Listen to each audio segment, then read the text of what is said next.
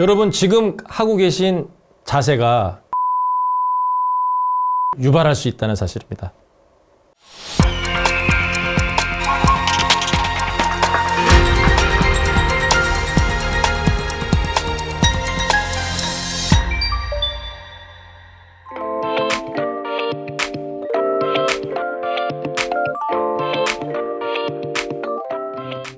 네, 안녕하십니까. 연세분정형외과의 원장 이재만입니다.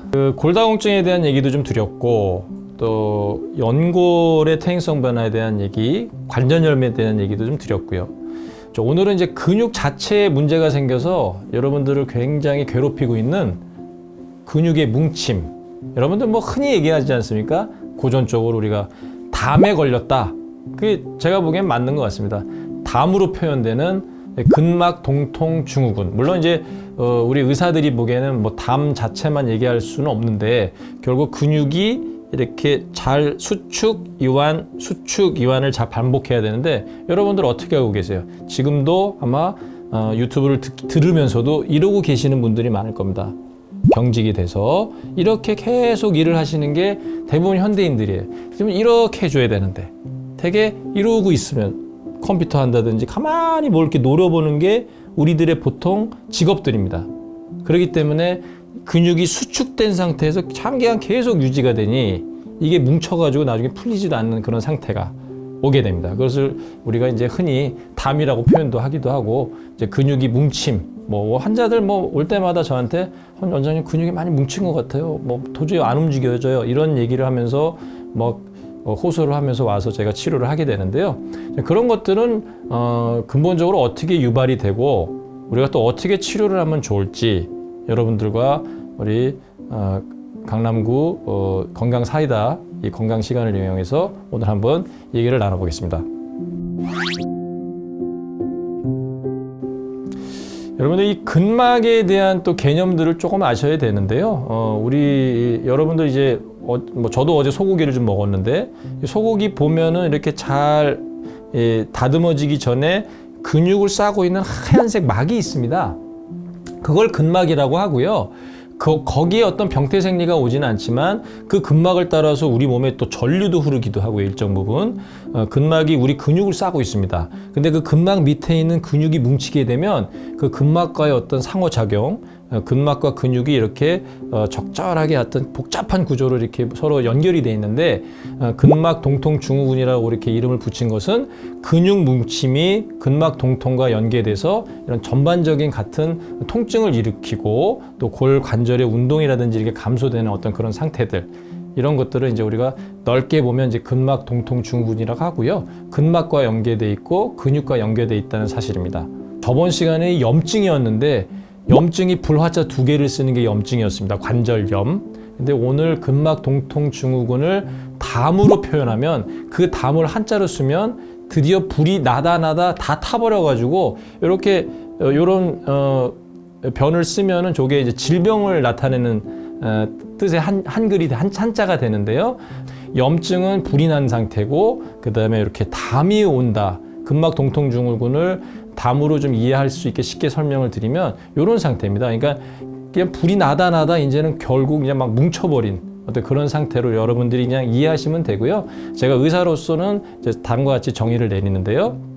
근막 동통 증후군은 영어로 표현하면 아까도 얘기했지만 근육과 근막, 마이오파시알이라고 그러는데 마이오파시알 트리거 포인트라는 게 있습니다. 그래서 근육과 근막의 흔한 통증 유발 부위가 우리가 체크가 돼야 되고요. 뭐 급성 손상이라든지 아까 한 자세를 계속 유지하는 이 현대인들의 어떤 특성, 이런 것들로 인해서 근육이 적당히 뭉치고 수축되고 이완되고 이래야 되는데 그냥 수축된 자세로 그냥 장기적으로 가는 그런 상태를 얘기합니다. 그래서 저희가 진단을 내릴 때는 다음과 같은 이제 여러 가지 유발 인자를 좀 생각을 해봐야 됩니다. 뭐 외상이 있었는지.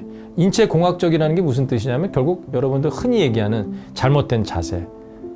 자, 근데 여러분들 잘못된 자세와 불균형을 병원에서 고치는다고 생각하시면 절대 안 됩니다, 여러분들. 병원의 의사는 기껏 만나야 여러분들에게 어떤 치료 행위를 통해서 조금의 도움은 줄 수 있지만 암만 많이 만나야 24시간 중에 1시간, 그것도 뭐 일주일에 2-3번인데 그 시간을 통해서 여러분들의 잘못된 자세를 바꿔줄 수는 없습니다. 여러분들이 병원에서 어느 정도 그 방법을 배워서 여러분들 스스로가 여러분들 인체 공학적인 인자를, 그러니까 잘못된 자세를 제거하려고 노력하지 않으면 절대로 이 잘못된 자세나 불균형은 잡을 수가 없고요. 잘못된 자세나 불균형은 병은 아닙니다. 하지만 이런 것들이 근막 동통 증후군이라든지 디스크가 터지고 회전근개가 마모될 수 있게 하는 유발 인자가 되는 겁니다. 그래서 여러분들 이렇게 불균형을 병원 와서 치료한다 이런 생각도 스스로 여러분들이 운동이나 이런 것들을 통해서 하시는 게 굉장히 좋다고 생각이 들고요. 뭐 구조적인 인자가 있는 분들한테도 근막 동통 증후군이 올 수가 있고, 그다음에 이것이 또 수면하고도 관계가 된다고 합니다. 그래서 유발 인자는 이런 것들이 있을 수 있고, 우리가 진단을 내리기 위해서는 이런 유발 인자를 잘 보시고요. 이런 근막 동통 증후군과 여러분들 스트레스 게이지가 굉장히 또 중요합니다. 이 스트레스를 막기 위해서는 여러분들 뭐 심리적으로 또 신체 활동 또 이런 행동 이런 것들과 굉장히 밀접하기 때문에 근막 동통 증후군은 여러분들 자세 문제가 있을 수 있고, 또 여러분들 스스로 굉장히 스트레스풀한 상황이 당연히 근육이 지치게 되면 이런 상태가, 또 근막 동통 증후군에 조금 이따 얘기했지만 병태 생리 자체가 근육의 에너지가 고갈되기 때문에 나타납니다. 자, 여러분들 그림을 보시면 병태 생리는 결국 제가 말씀드리지만 근육이 이렇게 뭉쳐가지고 밖에서 이렇게 눌러봤을 때도 저런 뭉친 점이 나타나죠. 뭐 여러분들 아마 다 아시겠지만 병원 안 오셔도 마사지 가면 이제 마사지사들이 항상 하는 얘기가 이거 뭉쳐 계신데요? 그럼 뭐 거기 뭉쳤어요? 여러분들 거기에 또 너무 현혹돼서는 안 됩니다. 이 마사지나 그런 것들을 통해서 저는 뭉침이 풀려질 수 있을지에 대한 제대로 된 논문은 제가 본 적이 없습니다. 하지만 어쨌든 일부 그런 과정 중에 이제 스트레칭 같은 걸 좀 과하면 이런 도움이 될 수 있지만, 너무 또 근육이 뭉쳤다고 마사지로 해결하려고 하는 것도 조금 문제는 된다는 걸 말씀드리고 싶고요. 아주 복잡한 카테고리죠. 그래서 여러분들 이런 여러 가지 이유를 거쳐가지고 조직에 반복적인 손상이 오고, 또 근육 자체에 에너지가 많이 감소를 하게 되면 조직 자체로 흘러가는, 그다음에 조직이 경직돼서 텐션이 계속 오랫동안 지속되면 조직 자체에 저산소증이 또 생기게 되고, 이런 것들로 인해서 계속 반복적인 악순환 고리에 들어가게 되면서 근막 동통 증후군이 올 수가 있습니다. 그 담이 결린다는 것도 맞는 표현인 것 같고요. 여러분들이 그런 것들로 인해서 통증이 오기 때문에 굉장히 고생을 많이 하시게 될 겁니다. 자, 근막 동통 증후군은 아직까지 우리 의사들도 여러 가지 접근 방법들을 좀 쓰고 있는데요. 담이라고 제가 자꾸 표현해서 조금 제가 좀 우리 선배들이나 후배님들, 정형외과 선생님들한테 좀 미안합니다. 왜냐면 이게 주로 한의사 선생님들이 많이 쓰는 표현이 되겠죠. 근데 어쨌든 제가 보기엔 근막 동통 증후군은 여러분들이 보편적으로 알고 있는 담하고 거의 일치하기 때문에, 자, 그러면 좀 더 과학적인 에비던스를 가지고 근막 동통 증후군의 진단에 대해서 얘기를 하면, 아까 근육의 뭉침을 타우트 밴드, 이 뭉침 현상을 그렇게 표현하고, 그것이 한 2mm에서 4mm 정도 우리가 이학적 검사를 통해서 만져줘야 되고요. 또 그것을 자극했을 때 근육의 트위칭이라고 합니다. 근육이 이렇게 턱 뛰는 현상도 나타나요. 또 이런 것들, 그 다음에 여러 가지 초음파나 이런 것들, 아주 고해상도 초음파로는 근육의 뭉침도 보이지만 불행히도 제가 가지고 있는 초음파는 좀 안 보이긴 하는데요. 뭐 그런 기계를 써서 나타날 수도 있습니다. 그래서 여러분들이 또 의사들이 근막 동통 증후군이라고 진단을 내릴 때 근육의 뭉침 어떤 부분들을 우리가 몇 개인지 잘 체크를 하고, 그 다음에 그 근육 때문에 관절이 얼마만큼 안 움직여지는지 이런 것들도 다 저희가 테스트를 합니다. 그래서 그런 여러 가지 이학적 검사를 통해서 근막 동통 증후군이라고 진단이 이루어지면 우리가 크게, 아까 뭐 마사지 얘기도 잠깐 했지만 근육 이완술이라는 게 있습니다. 그 다음에 기본적으로 물리치료. 우리나라는 이제 뭐 한의사, 양의사 이렇게 좀 나눠서 법적으로 나눠져 있지만, 사실 제가 외국 가서 참 부러운 것이 뭐 저희가 현대의학을 배운 사람들도 침을 잘 놓습니다. 이 침 같은 것도 근막 동통 증후군에 효과가 많다는 논문들도 굉장히 많이 나와 있습니다. 또 아까 제가 말씀드렸지만 스트레스 이완법, 뭐 이런 것도 스트레스 자체가 근막 동통 증후군, 더 나아가서는 더 심한 마이오파지알 페인 신드롬이라 가지고 아예 이 근막 동통 증후군이 막 전신에 다 와 있는 그런 분들도 있어요. 그런 분들한테는 이 스트레스를 좀 이완시켜주는 어떤 정신과적인 약물도 쓰기도 합니다. 근데 오늘은 제가 그냥 단순 근육 뭉침에 대한 얘기만 좀 드리고 있는 거고요. 좀 제일 또 흔히 많이 요즘 많이 하고 있는 것 중에 하나가 뭐 체외 충격파 치료. 체외 충격파 치료도 호불호가 좀 있을 수 있는데요.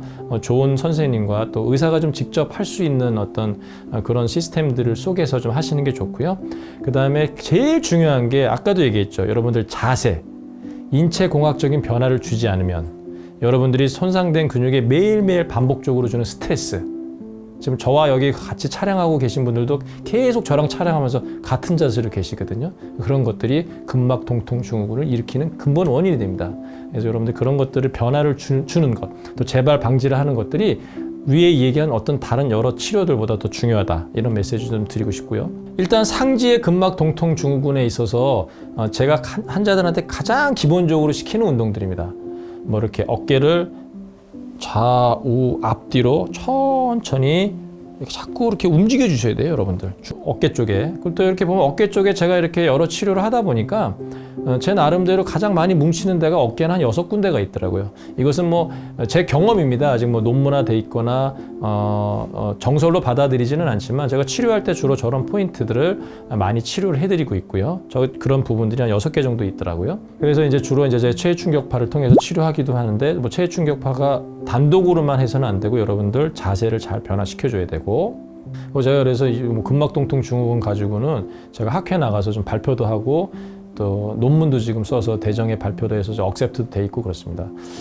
뭐 어깨만 뭉칩니까? 허리 쪽에라든지 둔부, 뭐 골프 치시는 분들, 뭐 허리 아프고 여기 엉덩이 근육 많이 뭉쳐요, 뭐 이런 얘기도 아픈 사람들, 이런 분들도 여러 가지 브릿지 운동이라든지 이런 운동을 통해서 스트레칭하는 것이 여러분들의 자세, 또 근육 뭉침을 풀어줄 수 있는 사실 근본적인 방법이 됩니다.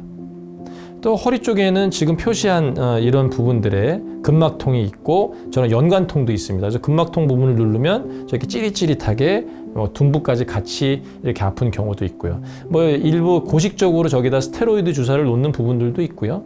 그 다음에 여러 가지 주사요법도 있을 수 있고, 그 다음에 아까도 제가 얘기하는 것도 체외 충격파도 트라이 해볼 수도 있는데, 다시 말씀드리지만 어떤 이런 결국 근육이 뭉친 거는 여러분들이 잘못된 자세로 오래 있거나 또 어떤 반복적인 외상을 입었기 때문에 오는 거기 때문에 여러분들이 그 부분에 근육을 잘 스트레칭하는 이완요법이 여러분들이 집에서도 쉽게 할 수 있는 근본적인 해결 방법이 된다는 거 다시 한번 또 강조드리고요. 그다음에 이렇게 또 이런 둔부 근육에 이상근 같은 데가 뭉칠 수 있는 근막 동통 증후군도 있고요. 자, 그럼 하지의 어떤 여러 가지 이 장단지 근육이라든지 이런 부분들의 근육 뭉침이 올 수가 있습니다. 자, 하지인데 지금 여러분들 제가 그림으로 보여드리는 운동은 엄지발가락을 이렇게 올리는, 또 이렇게 나머지 발가락을 또 들어 올리는, 그 다음에 어떻게 됩니까? 이게 발이라고 생각하면 발로 이렇게 티슈를 이렇게 잡아 당기는, 저게 발 운동이 아니라요, 발에 저렇게 운동이 일어나려면 무릎 이하의 장단지 근육이 잘 움직여줘야 됩니다. 그래서 사실은 장단지 근육을 스트레칭하고 있다고 보시면 되는데, 수시로 여러분들 가만히 있을 때도 신발 안에서 발가락을 자꾸 움직여주세요. 그러면 하지의 근육 뭉침이라든지 이런 걸 해결할 수 있는 어떤 근본적인 지속적인 또 운동 방법이 될 수가 있습니다. 자, 뭐 하지에 우리가 뭐 마라톤 같은 거 처음 입문하시는 분들, 무릎 바깥쪽, 대퇴부 바깥쪽에 또 근육이 뭉쳐서 오시는 분들, 이런 건 이제 장경인대 증후군이라고 얘기도 하고요. 또 여러분들 이 장단지 근육이 이렇게 가끔씩 이렇게 뭉치는 사람들, 또 갑자기 운동, 축구 같은 거 좀 나이 드신 분들이 갑자기 필드에서 급작스럽게 항상 운동 전에 스트레칭을 안 해주셔야 되는데 그런 건 간과하고 운동하다가 장단지 근육이 뭉치는 거, 이런 것들이 이제 아래 다리 쪽에 올 수 있는 대표적인 근막통 사이트가 되겠습니다. 자, 여러분들 결국 오늘 또 제가 여러 주민들과 건강 사이다를 통해서 근막 동통 증후군에 대해 얘기를 드렸고요. 근막 동통 증후군은 여러분들이 잘못된 자세와 반복적인 손상, 그 다음에 또 큰 외상 같은 걸 입은 뒤에 근육이 뭉친 상태에서 제대로 이완이 안 되는 그런 상태를 제가 말씀드린다고 했고, 여러분들이 흔히 알고 있는 담, 이게 맞습니다. 그런데 이런 것들을 여러 가지 치료할 수 있는 주사, 또 침 치료, 그 다음에 뭐 체외 충격파라든지 이런 것도 있지만, 그런 것들은 이제 병원에서 꼭 받으시더라도 여러분들이 반드시 집에서 여러분들의 신체 밸런스, 그 다음에 여러분들이 반복적인 좋은 습관들을 여러분들이 갖춰줌으로 해서 그런 근육의 뭉침을 예방하고 또 뭉쳐져 있더라도 적당 부분 스트레칭을 자주 반복적으로 해줘야만 근막 동통 증후군, 담이라고 얘기하는 부분으로부터 오는 통증에서 여러분들이 좀 자유로워질 수 있다고 믿습니다.